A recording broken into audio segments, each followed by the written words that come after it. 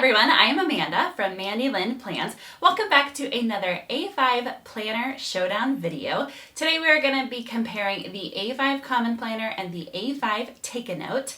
The Common Planner has two weekly options. You have the vertical and the horizontal weekly layout option, and the Take-A-Note kind of combines the two. Another difference right away here, in the Common Planner by Sterling Ink, you have the option of getting a full year book that has enough blank pages for the entire year, or you can get the compact that has less of those blank pages. Here you can see how the size compares.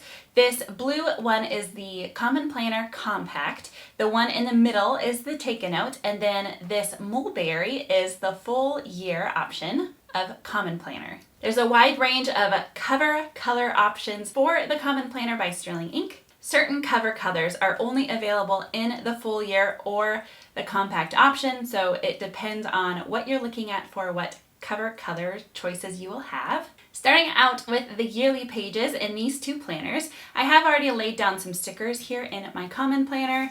You can see this is how it prints with the January here. It does have MTWTFSS for the days of the week.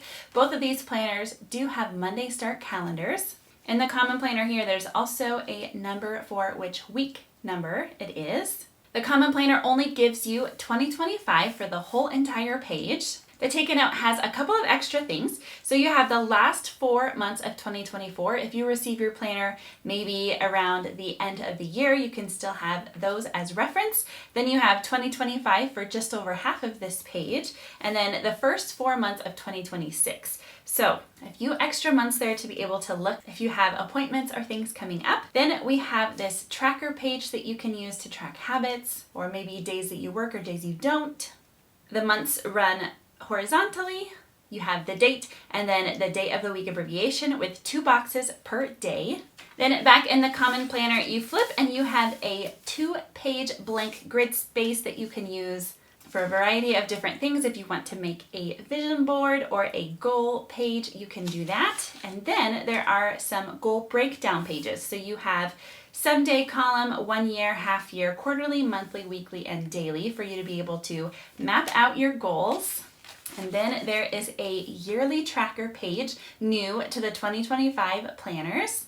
You can see your entire year on this page. It's a similar idea, although it is laid out vertically instead of horizontally, and you have a little bit more room for each date this way, since it's 2 pages instead of just the 1.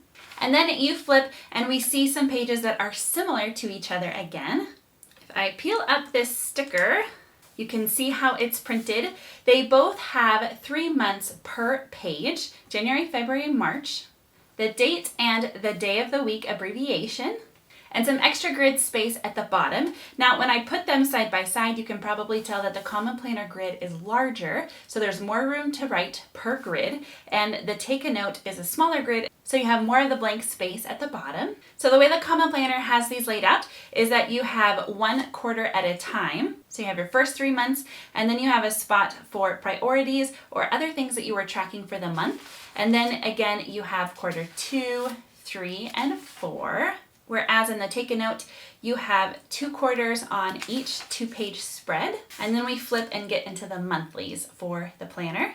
And similarly in the Common Planner, after we flip these pages, we do get to the monthlies as well. They both include December of 2024, the previous year. I did add this December script sticker, so that is not printed on. They do both have the number 12, the month of December, and the year. Like I said before, they are both Monday start. And December is a great month to show you because December of 2024 was one of those months that needed this extra line at the bottom so that you don't have to slash 23 and 24 to make room for 30 and 31. I love whenever planners add extra room at the bottom for that 6th row. Because the grid is so much larger in the Common Planner, each box is quite a bit larger. In the Take-A-Note, instead, you have a larger sidebar, some extra space at the top, and then even a sidebar along your right side here.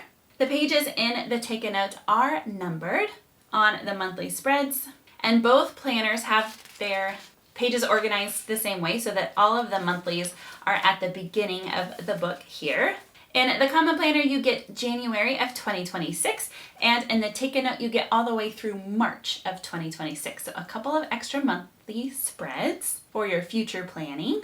Then in both planners, after the monthly pages, you turn and you get right into your weekly pages. Here I have the horizontal Common Planner option on the left and the Take a Note here where there's a hybrid horizontal and vertical weekly spread. First with the Common Planner horizontal, you can see that you have this entire page, lines going all the way across for each day of the week, again with a Monday start.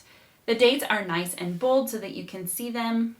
And then the whole right side of the page is a empty blank grid page for you with just a couple of dots in case you want to divide your page into quarters. So a very minimal layout here. Here's the vertical weekly spread in the Common Planner. So you have the option whenever you choose your Common Planner to pick the horizontal or the vertical. The other pages in the planners are exactly the same. It's only the weekly spreads that are different. Here you can see we have a vertical layout with the date and the day abbreviation, again a Monday start, and the timeline runs from 6 a.m. to midnight. And the timeline is your column dividing line. There is not a solid line with the time printed just to the right. The timeline is that dividing line for you. The weekly on the vertical features this little mini calendar with the week circled. You have the month number written out and then the year, and then it also tells you what week it is. The same features here on the horizontal I did forget to mention. It does show you what week number it is and it does tell you the month.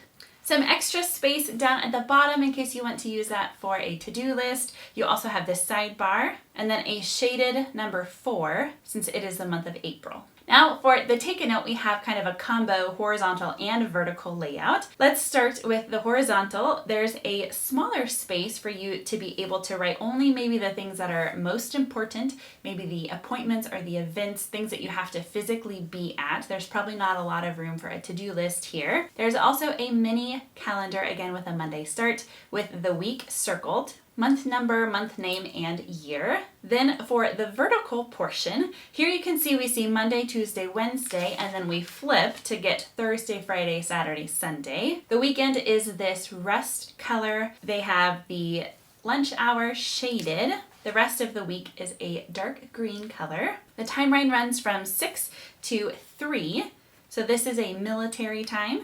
There's extra dots in case you need to write 5 or 4 in. You can do that as well. It does have the moon phase on every day of the week, as well as the date printed in English. And again, the Take a Note does have page numbers and the same shaded box showing you that this is month 1.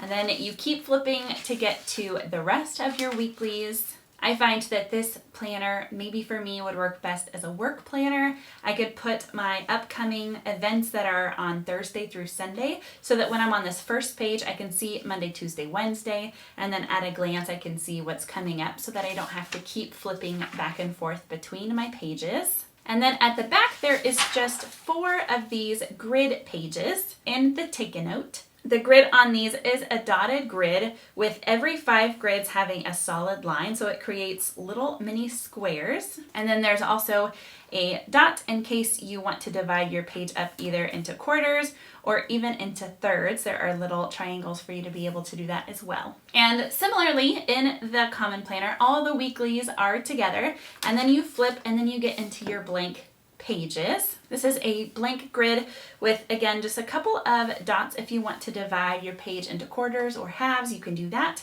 In the full year option, there are enough for every single day. If you would like to make daily pages out of them, there's over 365.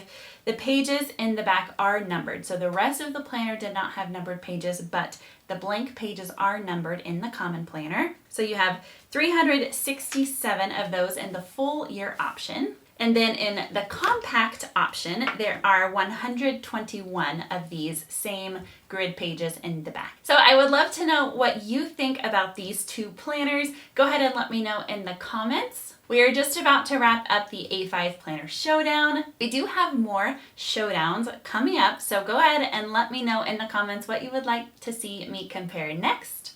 And as always, thank you so much for watching. Until next time.